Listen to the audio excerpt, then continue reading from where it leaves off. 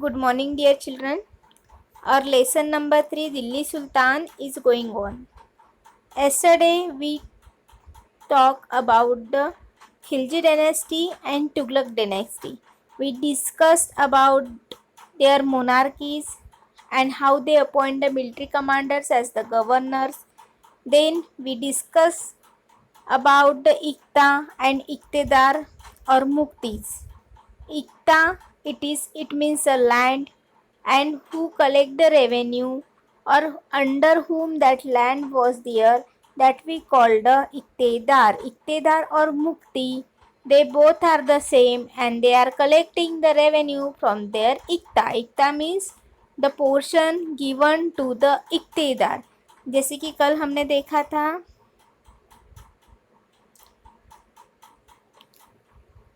yesterday we seen कि suppose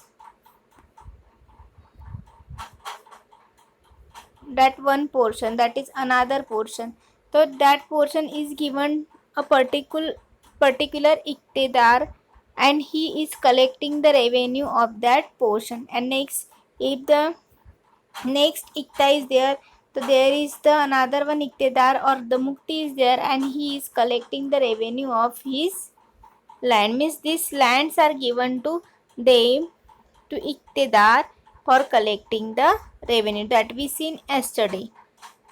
Then we seen ki how the military campaigns and maintain the law and order in their iktas. Then we seen military exchange, means instead of, if the soldiers are given the military service to the people, the peoples or the peasant should provide to them the salary instead of that, and with the salary they have to give some farming, it means the crops and food or grains they have to give to them instead of the salary. Salary also they are giving to them, that soldiers, and instead of their service the peasants are giving to them food and food for their family and for them, that we discussed yesterday. Now we are moving forward. See the second paragraph. As the Delhi Sultans brought the hinterlands of the city under their control. So see, with the period of time that Delhi Sultan, suppose it is Delhi, and Delhi Sultan what done with the period of time, जैसे कि period पास हो रहा था वैसे वैसे दिल्ली सुल्तान ने दिल्ली के जो आजू बाजू के प्लेसेस थे या विलेजेस थे, ही brought that villages or places under his own control. Means now he is not responsible only for the Delhi, so he has responsible for all the hinterlands and all, okay, which was beside the Delhi. Then they forced the landed chieftains, the Samanta aristocrats, and the rich landlords to accept their authority. Now, that Delhi sultans appointed the Samanta aristocrat, means they appointed some of the aristocrats, it means the governors, for collecting the taxes. Under the Alauddin Khilji, the state brought the assessment and collection of land revenue under its own control. Means here you have to make sure or keep it in your mind कि जैसे ही राजा change होता था, as soon as the king was changed, the rules and regulation of his dynasty has been changed. The same here has done कि after when the Delhi Sultan come up in his control, means Delhi Sultan brought his control upon the Delhi. So at that time what happened, he appointed the governor for collecting the revenue. Then the rights of the local chieftains to levy tax were cancelled and they were also forced to pay the tax. Means now the position of the iktedar and the position of the mukti has been changed and the places of their position has been taken by the governors, which was appointed by the king. And now the iktedar and the mukti also forced it to pay the tax to that particular kingdom. The sultan administrator measured the land and kept careful accounts. Some of the old chieftains and landlords served the sultanate as a revenue collectors and assessors. There were the three types of the taxes. So during that period, three types of taxes was collected by the peasant. First one is the on cultivation called the kharaj. These tax are amounting about 50% of the peasant produce. Means see, first type of the tax we called means that time they called the kharaj. Kharaj means cultivation, upon the cultivation or upon the crops tax, and that tax was near about 50%. That was decided that year. Okay, the 50%, it means suppose 100%, how many production is there, in that production they have to pay 50% to the king. Second type of the tax on the cattle, means which cattle you are keeping, which cattle the peasants are keeping, upon that also they have to pay to tax to the king. Then third tax is on their own houses. Means sometimes we think that concept of tax was applied in the reign of British, but it is totally wrong. Before British there were some kings and they brought up this concept to collect the revenue. Got it? Next, it is important to remember that large part of the subcontinent remained outside the control of the Delhi Sultans. Means here one thing we can discuss ki which part was part was far away from the Delhi. So that was not easy to control in the Delhi Sultanate. So it was difficult to control distant provinces like the Bengal from the Delhi, and soon after annexing southern India, the entire reign become independent. So now we can see here that from the Delhi it is impossible to control upon the southern part or control upon the Bengal. Okay, so that what here happened कि the entire reign become independent. Means that reign उस time में जो वाला साम्राज्य था जो बंगाल का है, और बंगाल का साम्राज्य बोल सकते हैं, या सदर्न पार्ट जो है वो इंडिपेंडेंट रहा. Then even the Gangetic plan, there were the forested area that Sultanate forces could not penetrate. Means we seen first here, keep in mind कि Delhi Sultan, what did it? Delhi Sultan moved towards the villages, but the part of the southern India that was remain uncontrollable, because it is impossible for the Delhi Sultan to keep eye from the Delhi to the southern part.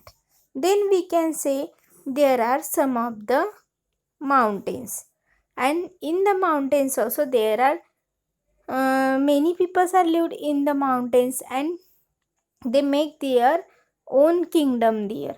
They having their own kings there.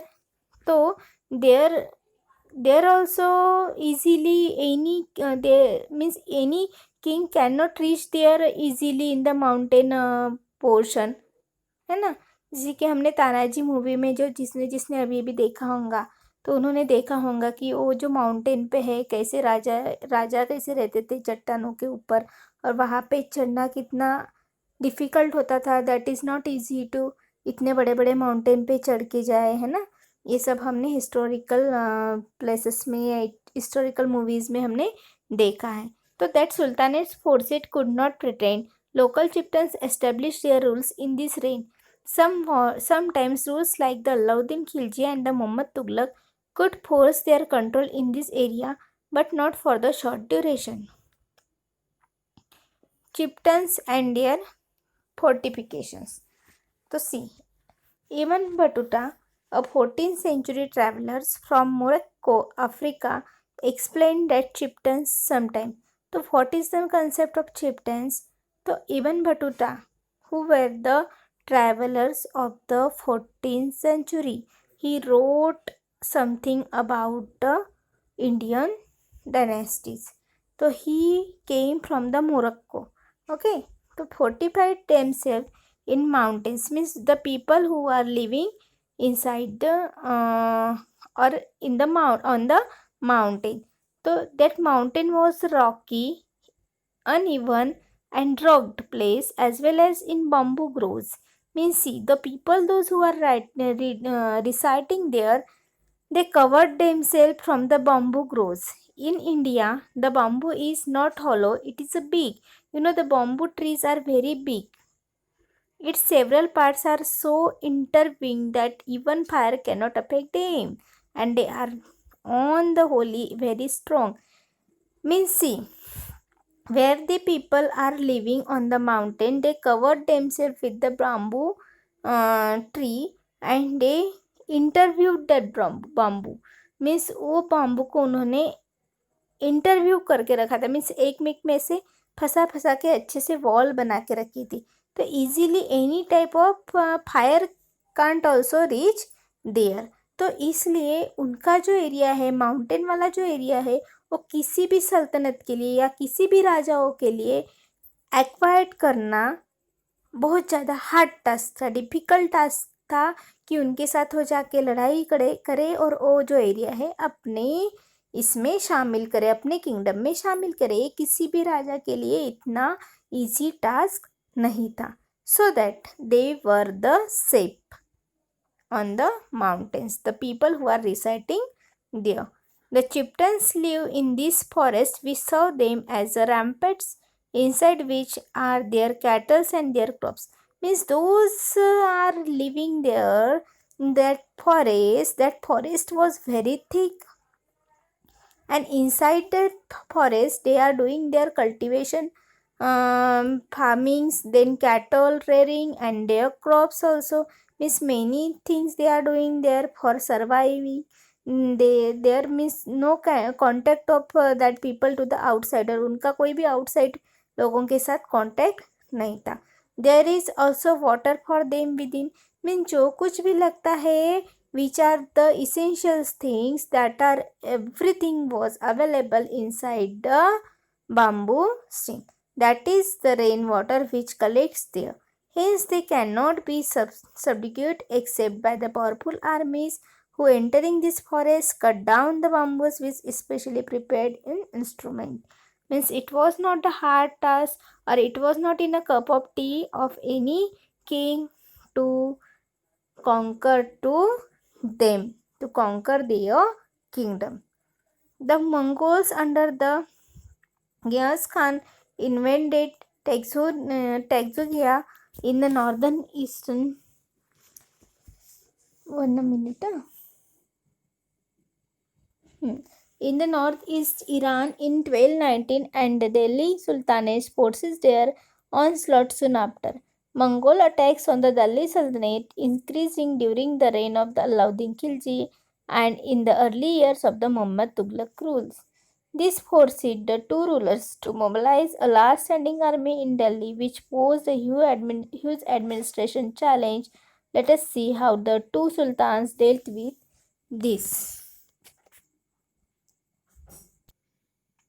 So here we can say the Mongols invented now the Taxonia in the northeast. He has invented that part of Iran in 1219, and the Delhi Sultan faced their onslaught soon after. Means now he having a fear ki another kings can come inside that dynasty and they can also acquire or win that dynasty. The Mongols attacked on the Delhi Sultans, increasing during the reign of the Alauddin Khilji. Means now the Alauddin Khilji having a and Muhammad Tughlaq also, both the kings are having एक उनको fear था कि Mongols can attack upon our dynasty and they can acquire our dynasty. So this forced the two rulers to mobilize a last standing army. तो now they उन्होंने क्या किया, दो बहुत बड़ी आर्मी अपनी बना ली थी. बहुत बड़ी आर्मी उन्होंने खड़ी कर दी थी अगेंस्ट द मंगोल्स. तो आर्मी इन दिल्ली विच पोज ह्यूज एडमिनिस्ट्रेटिव चैलेंज. तो उस आर्मी को उनको क्या करना था, अभी पाल पोसना भी था, मीन्स उस आर्मी की भी केयर करनी थी, सो दैट उनको बहुत बड़े बड़े चैलेंजेस वो दोनों भी राजाओं को फेस करने पड़े. Let us see how the two sultans dealt with this. तो that part we will going to see in our next chapter first, sorry, in our next video. Now in brief I am asking you one question, so keep in your mind, and what is the answer of that question we are going to discuss, which is very important. So which kind of taxes were there during Delhi Sultanate? Today we are discussed. There are the three kinds of the taxes was there. First tax is called the kharaj, and it was a tax of cultivation. It was about the 50% of total product of the land of a peasant. Then second types of the tax on the cattle, and the third type of the tax on the houses. Okay, these three types of the tax we discuss today. That is very important. Then again what we seen in this today's lecture.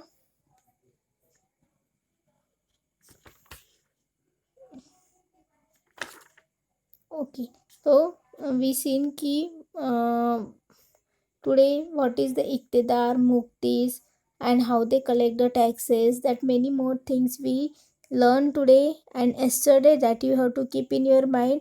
the छोटे छोटे जो question थे उसके answers जो आपके mind में clear हो चुके होंगे, तो same time you have to read the lesson and same time you have to learn the lesson. This is history, so that you have to read. If you read, you are able to solve your question paper, your answer. Okay, got it dear student? So read that lesson again once. In tomorrow's lecture we are going to start that Alauddin Khilji and Muhammad Tughlaq differentiate. Got it? Goodbye.